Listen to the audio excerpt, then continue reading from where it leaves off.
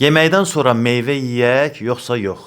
Adətən restoranlarda və yaxud da kiməsə qonaq gedirsən, yeyib içirsən, xüsusən də axşamlar, ondan sonra da bir tabaq meyvə gəlir ki, buyurun, nuş olsun. Amma yeməkdən sonra meyvə yemək faydalı deyil, əksinə zərərlidir. Çünki mədəmiz artıq doludur, bir işlə məşğuldur, həzm prosesi gedir orada. Üstünə də bir meyvə əlavə eləyirik. Meyvədə şəkər çoxdur, xüsusilə də fruktoza olduğuna görə sizi kökəldə bilər və eyni zamanda həzmdə müxtəlif problemlər əmələ gələ bilər.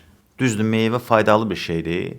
Xüsusən vitamin mənbəyidir. C vitamini, A vitamini və yaxud da digər vitaminlərlə zəngindir. Eyni zamanda liflə zəngindir. Bədənə çox vacibdir. Amma mütəxəssislər tövsiyə eləyirlər ki, meyvəni günün birinci yarısında adətən yeməksiz, yəni yeməksiz vaxtlarda atışdırma kimi istifadə eləmək olar. Həcmini də az eləsəz yaxşı olar. Yəni bir oturuma 5-6 dənə alma və yaxud da 1 kiloqram üzüm yemək orqanizmə heç bir fayda verməz, əksinə zərər verər. Harvard Health School-un araşdırmasına görə günlük meyvə qəbulu ümumi qidanın 25%-ni keçməməlidir. Bəs deyə bilərsiniz ki, meyvəni çox yesək nə olacaq? Xüsusilə yeməkdən sonra yesək nə olacaq? Bir sıra amilləri saydım. Əsas amillərdən biri isə kökəlməkdir. Əslində biz bir yemək yeyəndən sonra, ondan sonra meyvəyə ehtiyacımız olmamalıdır, doymalıyıq. Amma biz doymuruq deyə meyvəni də üzərindən atışdırırıq. Doymaq hissi ona görə gəlmir ki, bizdə insulin müqaviməti yerində deyil. Buna görə də insulin müqavimətini tarazlıqda saxlamaq lazımdır. Tez doymaq istəyirsinizsə, kökəlmək istəmirsinizsə,